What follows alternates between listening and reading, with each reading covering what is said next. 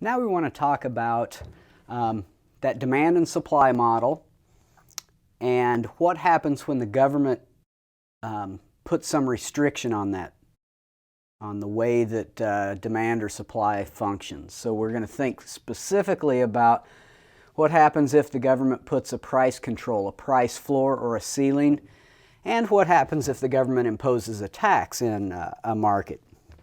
So let's start by thinking about a price ceiling.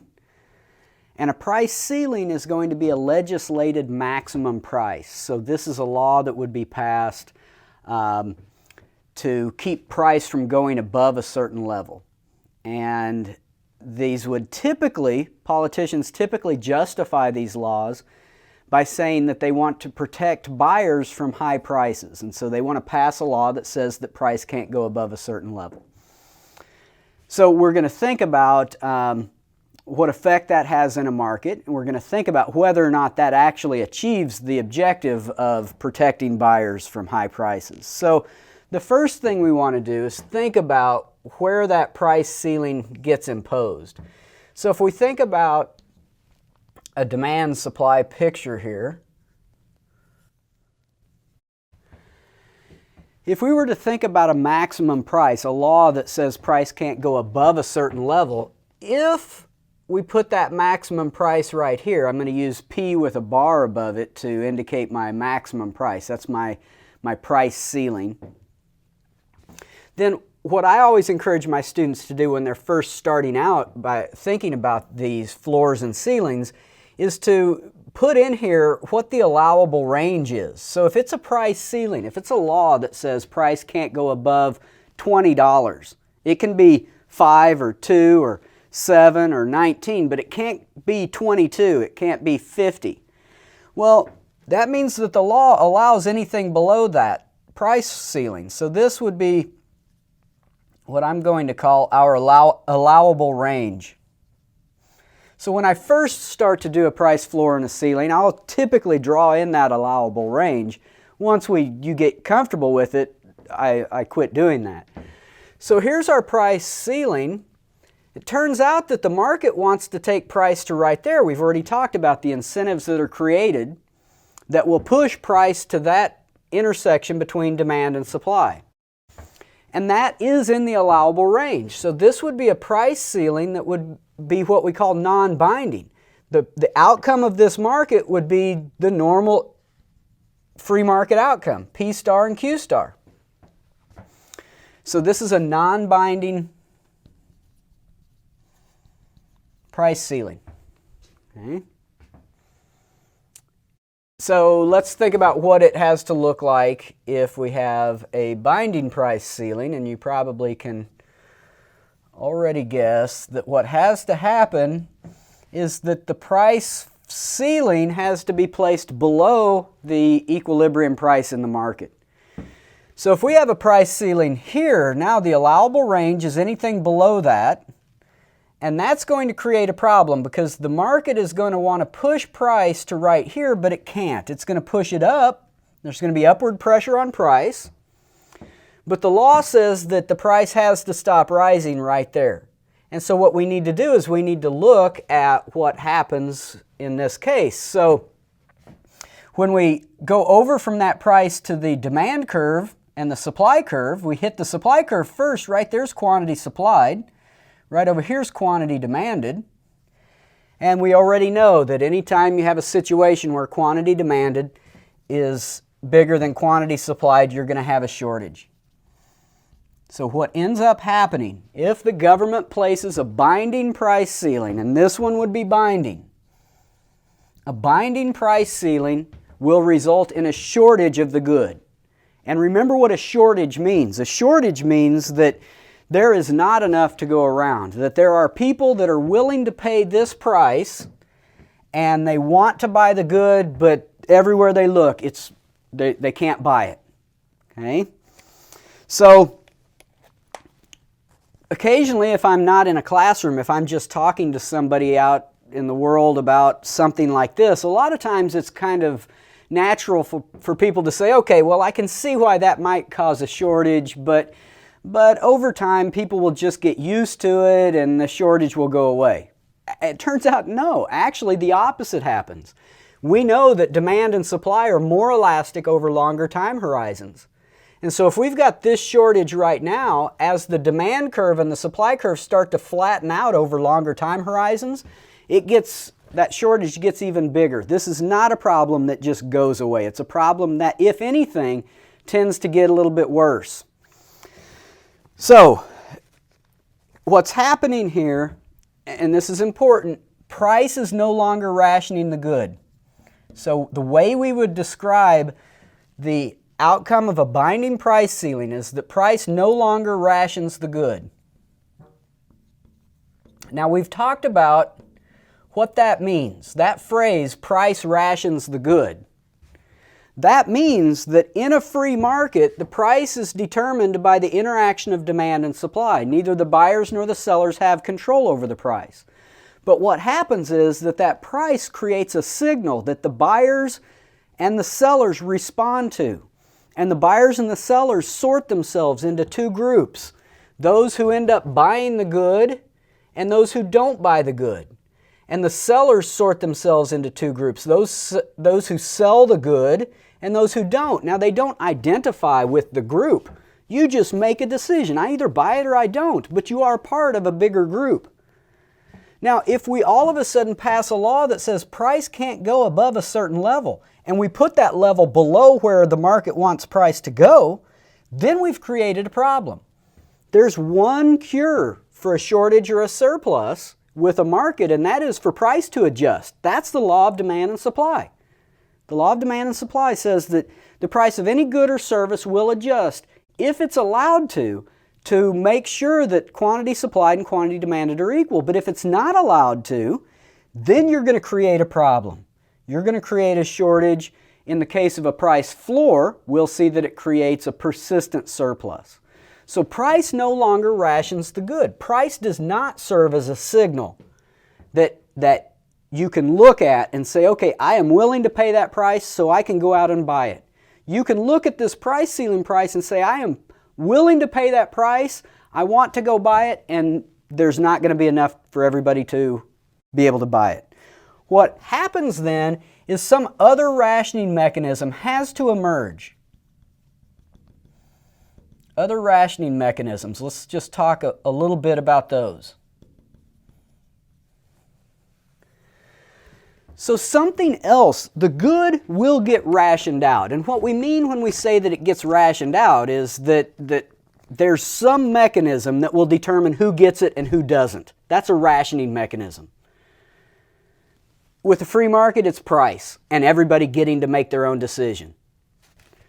Let's think about some other rationing mechanisms. So if we think about a situation where there's a shortage of something, a good example of that might be something like a sold-out concert. Let's suppose they've put the price of tickets below what would occur in a free market, and there's more people that want to buy tickets than there are tickets to go around. Or maybe the government has passed a law that says the price of gas can't go above a certain level, $1. In that case, there's going to be a shortage of gas. More people want to buy gas than there will be quantity to go around. So some other rationing mechanism has to emerge, and the most common one is a line. So if we think about a line, that's just first come, first serve. So it doesn't matter how much you're willing to pay in that situation.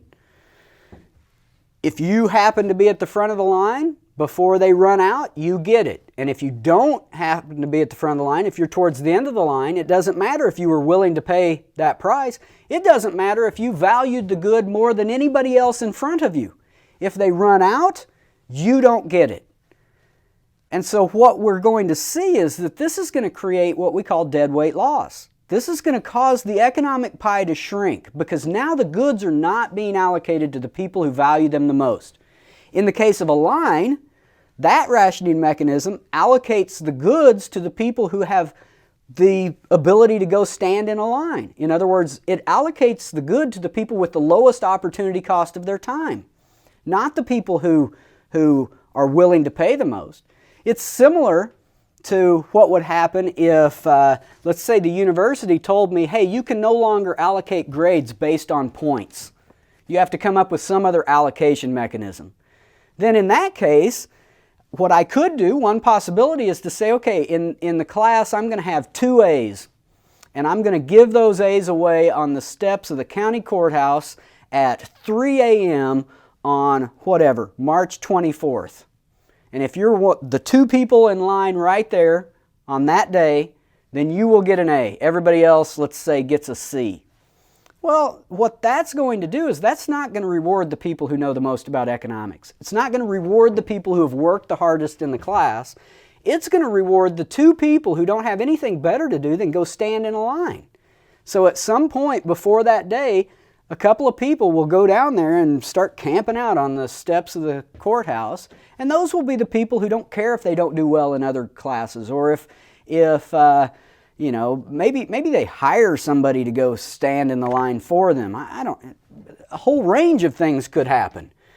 But the fact of the matter is, it's not going to go to the people who have learned the most economics. So lines are inefficient. Another type of rationing mechanism would be discrimination. We could think about this as favoritism. So if you happen to know somebody, let's suppose there's a price ceiling on gas and now all of a sudden there's a shortage.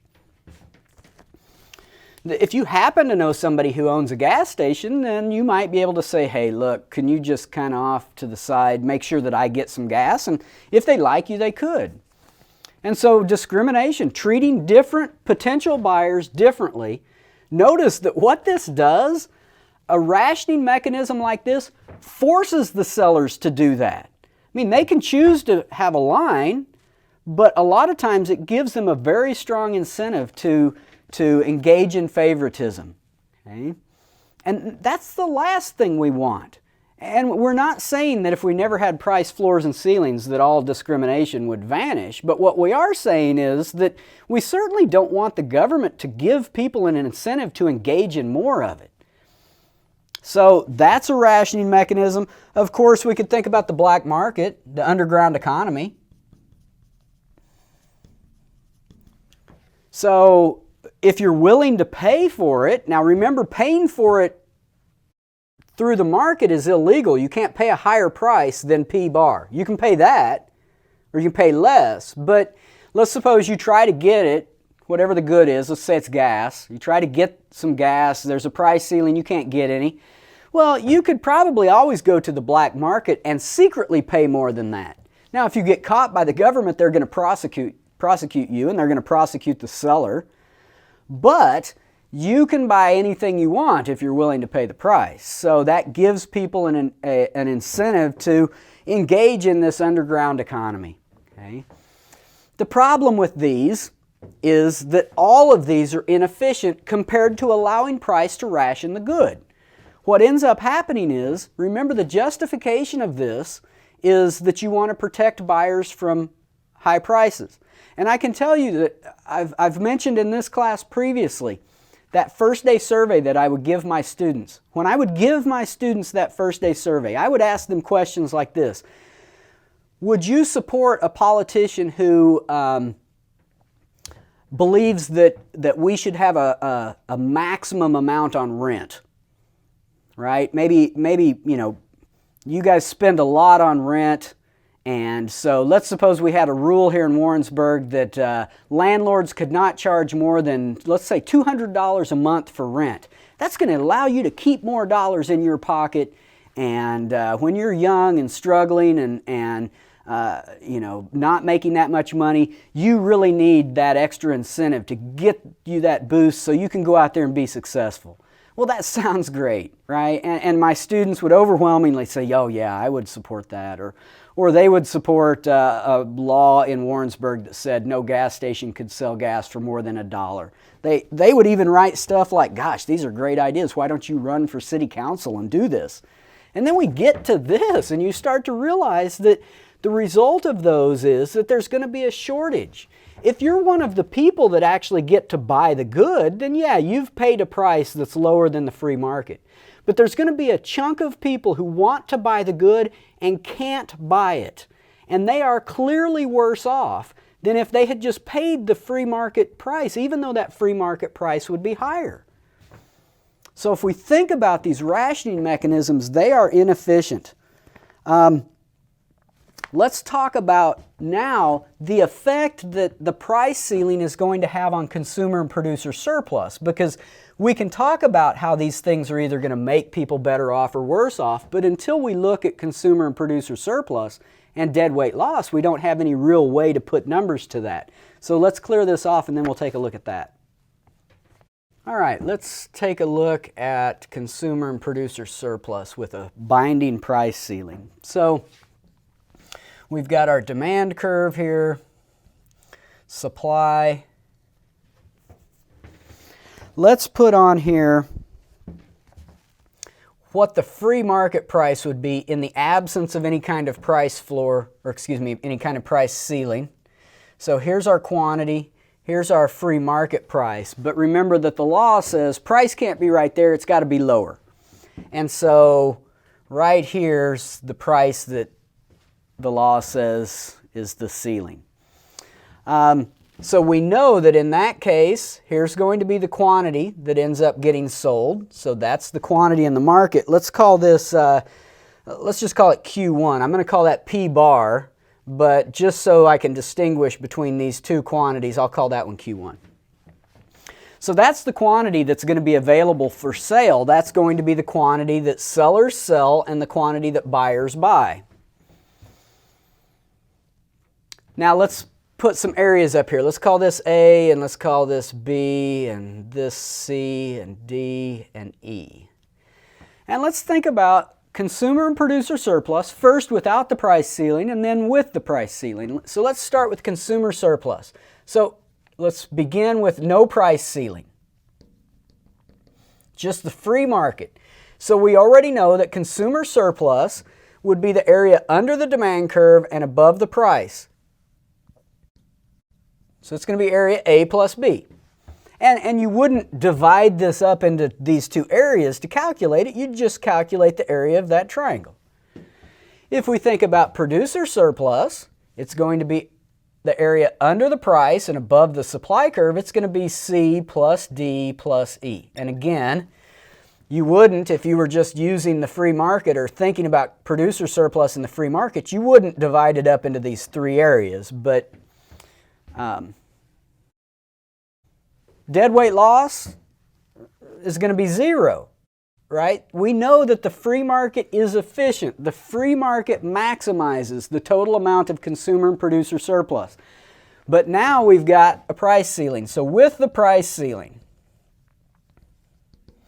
we've got a different situation. Now the price is going to be pushed down to here. Quantity is going to fall to Q1. And so let's start by thinking about consumer surplus. Consumer surplus is going to be the area under the demand curve and above the price, but you only go out to the quantity that gets transacted. So consumer surplus is going to end up being A plus C.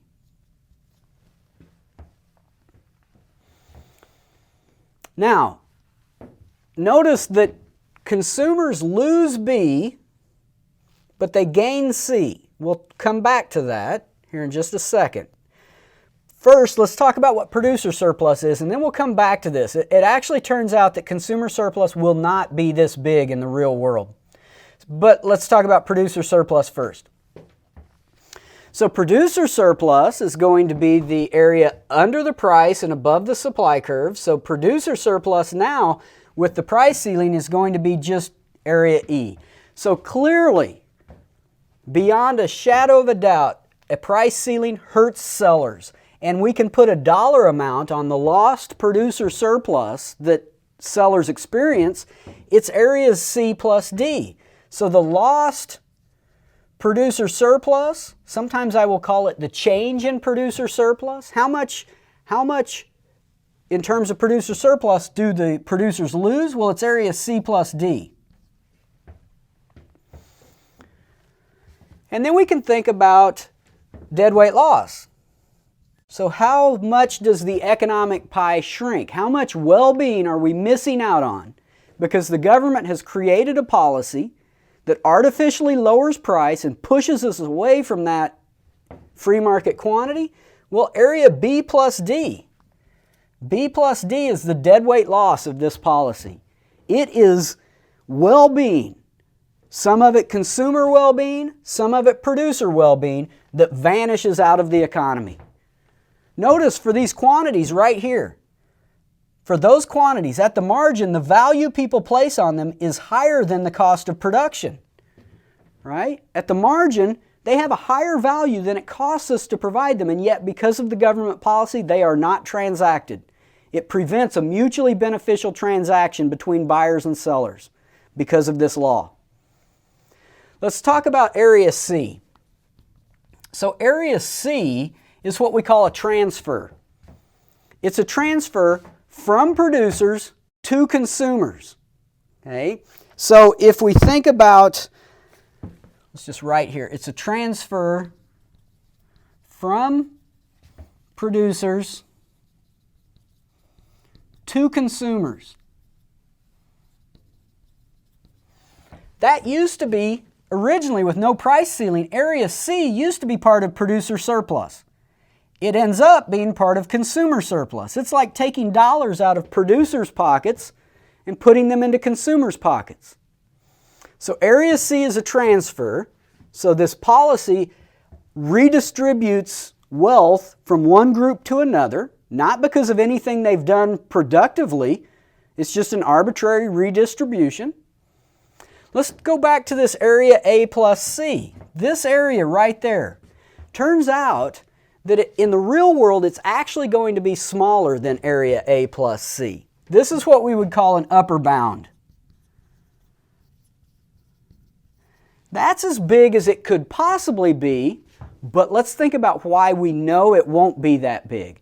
Remember that your consumer surplus is directly under your portion of the demand curve.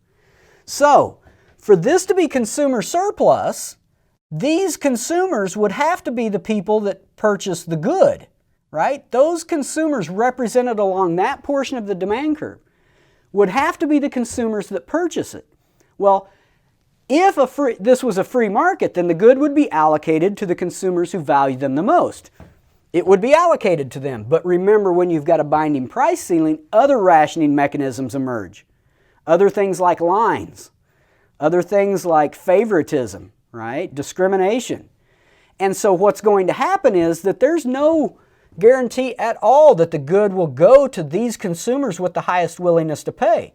As a matter of fact, notice that if we extend this price out here, every consumer represented from this point all the way down to there is willing to pay a price that's at least as big as the price ceiling. And if some of these consumers out in here happen to be at the front of the line, then they will get the good at the expense of some of these people with the higher willingness to pay. And if one of these consumers out here gets the good, then the amount of consumer surplus they're going to get is smaller than the amount of consumer surplus some of these people are going to get. So in reality, because of the fact that the good is not allocated based upon willingness to pay, it's not allocated based upon value, the consumer surplus that consumers actually experience is going to be lower than this. Okay? Now on a test, if I give you a price ceiling and I ask you to calculate consumer surplus, I'm going to want you to calculate areas A plus C. Okay? And the way that you would do that is you would need to divide that into a little triangle up here and then just calculate the area of this rectangle right here. Okay? Let's talk now about a price floor. So a price floor works just like a price ceiling does, except now we're thinking about a legal minimum. So let's start by thinking about a non-binding price floor. Let's put a little picture up here. If we had our demand and supply curve,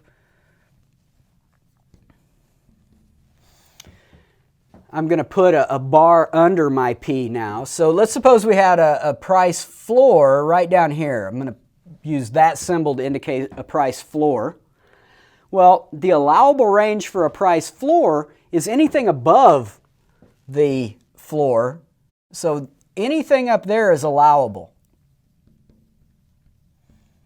And what we see in this picture is that the market wants to take the price to something in the allowable range. So this would be non-binding.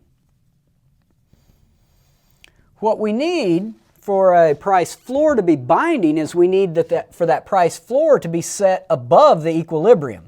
So let's take a look at what a binding price floor would look like if we had demand, supply.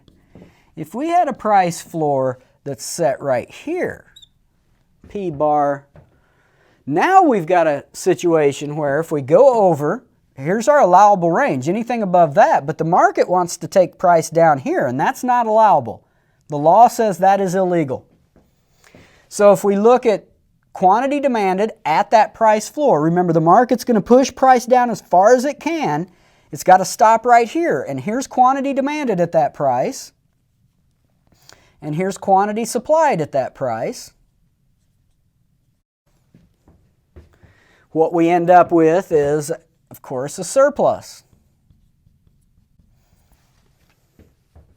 And that's going to be a persistent surplus. It's going to be a surplus that does not go away, and if anything, tends to get worse over time because demand and supply are more elastic over longer time horizons. Let's think about some examples of some price floors. So the obvious one is a minimum wage. And if I, on that first day survey, ask my students, well, do you think that we need a minimum wage to guarantee workers an adequate standard of living? A lot of them will say yes. And part of that is that they've never really thought about the impact that a minimum wage has on a market. They've grown up with it. A lot of them would have worked for it and thought, well, heck, I had a job and I was earning minimum wage and, you know, everything seemed to be fine. And politicians talk about it, and a lot of people would say, well, if it was as bad as economists say, it wouldn't have been around for this long. Well, I would beg to differ. There's a lot of things that don't work that have the opposite effect that people think they have, and they've been around forever. So minimum wage gets a lot of support, but the reality of what it creates is that it's going to create unemployment. All right, a surplus of labor, if the good is labor that's being bought and sold, as you increase the wage, firms are going to want to buy less labor. And as you increase the wage, the price of unskilled workers, firms are going to start to substitute away from unskilled workers towards skilled workers. And so as you raise the price of people with no skills, you create a situation where firms want to buy less labor from them. And as you artificially raise the wage, more of those people want to work than before. There's a higher quantity supplied. And so there's going to be a difference between quantity supplied and quantity demanded. And we can think about how elastic the demand and supply curves are. You can see that if I were to draw my demand curve and my supply curve very steep, that the amount of unemployment might be small. So it could be the case that if demand and supply for labor in a particular market was very, very inelastic, not perfectly inelastic, but very inelastic, then it might create a small amount of unemployment. And you might look at that and say, okay, well, that's worth it. But if we had a situation where the supply curve and the demand curve were more elastic, then it could create a lot of unemployment. And it depends on the market. So economists disagree with each other as to how much unemployment is created. But let's just go with this picture here. So we've got a surplus of the good. Let's think about whether or not that protects sellers from low prices, because that's the justification, right? Well, if you're one of the people that keep your job, then yeah, you get to work at a wage that's higher than what the free market wage would be. But if you're one of the people that want to work and can't find a job, then clearly the minimum wage doesn't help you. And so it's like a price ceiling. It helps some people, it hurts other people. It in general does not achieve the objective of helping every low-income worker achieve an adequate standard of living. It's clearly going to hurt some of them. So let's clear this off and let's do what we did over there with our consumer and producer surplus, but let's do it with a price floor. All right, let's take a look at the effect on consumer and producer surplus here. So let's put our demand, supply.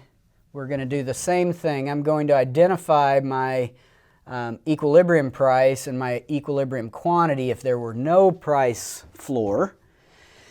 Let's suppose we have a price floor right here. Then here's going to be the quantity that gets transacted. Let's call it Q1 like we did in our previous picture. The amount of the surplus is going to end up being right there. But let's just label these spaces, these areas. Let's call this A, B, C, D, and E. So same thing. Let's start with no price floor. Consumer surplus is going to be area under the demand curve and above the price. A plus B plus C.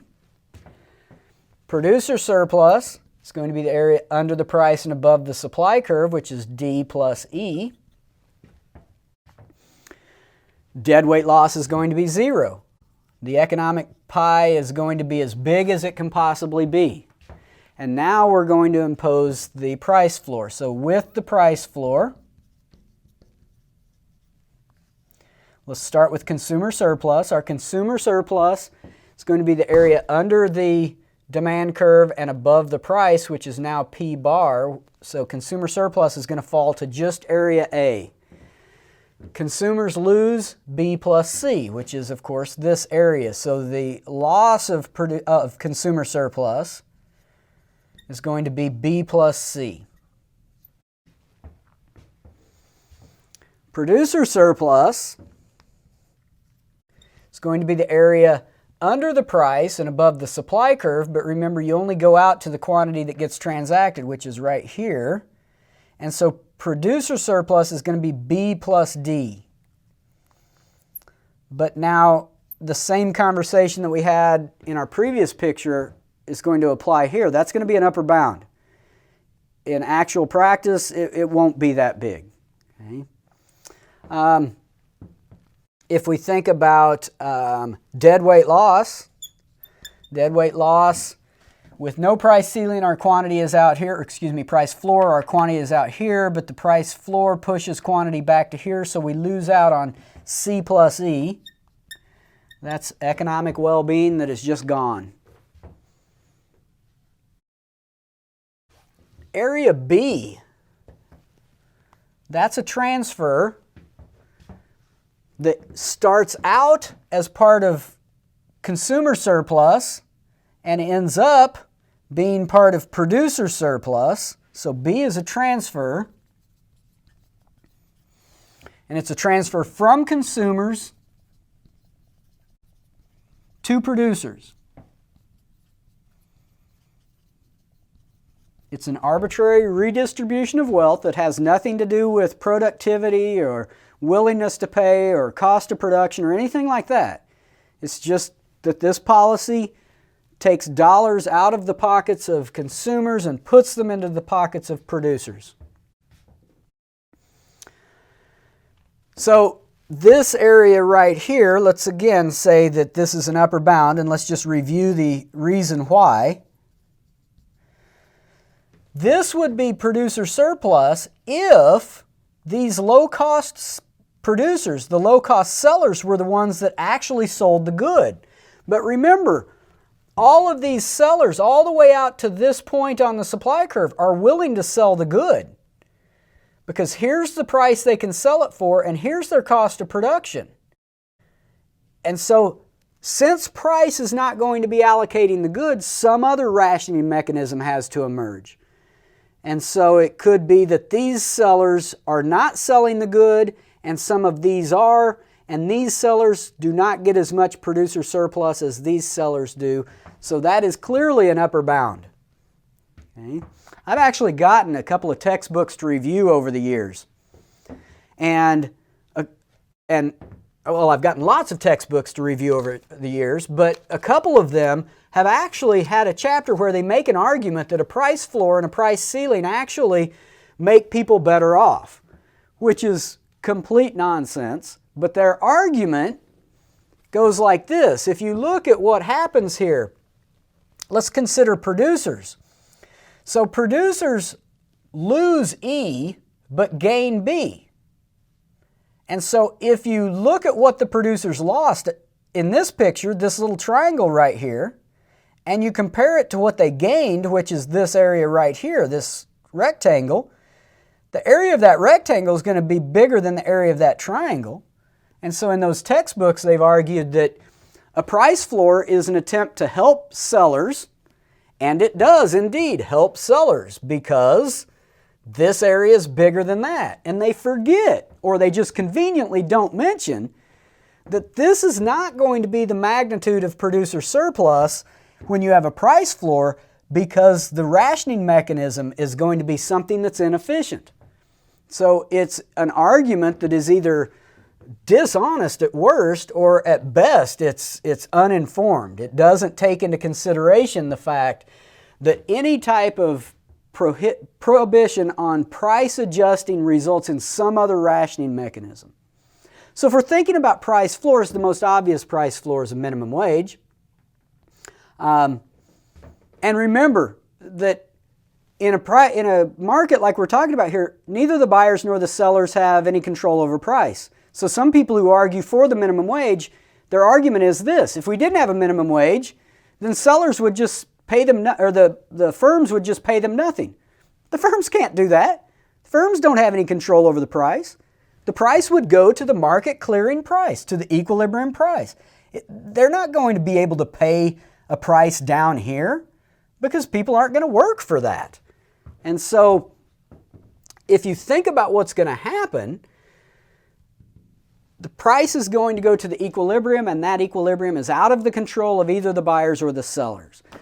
But a minimum wage is just one example of a price floor. The Farm Bill includes price floors on commodities. So there have been price floors on things like corn to protect farmers, or price floors on things like milk. If we think, let's think about something else that doesn't show up in this picture. And let's think about, say, let's go with the minimum wage. Let's think about the other incentives that are created for employees and employers with a minimum wage. And there are things that are bad beyond this deadweight loss. So let's suppose that we have a minimum wage. We know that that's going to create a surplus of labor. So the employers are going to have a big stack of applications that they can choose from. And so rather than having the free market allocate it, they've got to somehow sort through those applications and decide who they're going to hire. And what that does is it gives employers an incentive to search for people based on other criteria, things that we don't want them necessarily choosing who to hire based on. So they're going to have a big stack of applications for people who want that job because there's not enough jobs to go around. Let's think about the employees. So the employees, if they get a job and we've got a binding minimum wage, that means there's a shortage of jobs. So employees tend to stick around in jobs they don't like longer than they would have to if the free market was operating. And the reason they have to stick around is that if they quit this job, it can be hard to find another one. It also distorts the incentives in terms of the incentive for an employer to be good to the employees. Because if you're an employer and you've got a big stack of applications for people who want that job, you don't necessarily have to treat your workers that well, because you can always tell them, look, if you don't like it, take off. I've got a stack of applications. I can go in there right now and hire somebody to replace you. So those things don't show up in this kind of picture, but there are other incentives that are created by these price floors and ceilings. In general, what we can say is that any floor or ceiling is going to help some people and hurt other people. They don't achieve this overall objective of somehow protecting buyers from high prices or protecting sellers from low prices.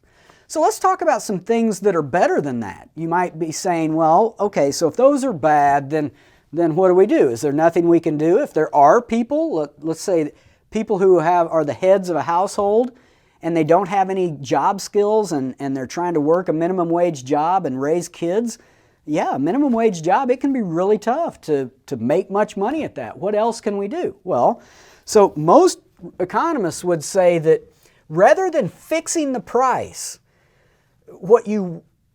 another option would be something like wage subsidies. So a wage subsidy would still allow the market to push price wherever it needed to go. It would simply subsidize the wage of people who needed help. And so it's a way of helping the people you want to help without somehow inhibiting or prohibiting the market from being able to clear. Because the market, remember, if you leave it alone, it's going to result in quantity supplied being equal to quantity demanded. So wage subsidies, in the case of something like a price ceiling, rather than arguing that we should keep landlords from being able to have a rent that is the market clearing rent, we could have rent subsidies. And a rent subsidy would look like a certificate that you take to your landlord, and it says this certificate is good for, say, $400 in rent this month. And so you pay them the certificate plus whatever extra to where the total adds up to the price. And in that case, you help people that need the help, and you don't prohibit the price from moving so that quantity supplied and quantity demanded come together. These aren't perfect. They cost money. Sometimes people abuse programs like this, but in general, they are much better than a program like that. And yet, most people tend to think that that's the kind of program that we need to have. What we want to do now is talk about taxes, but I'm going to leave that for the next video.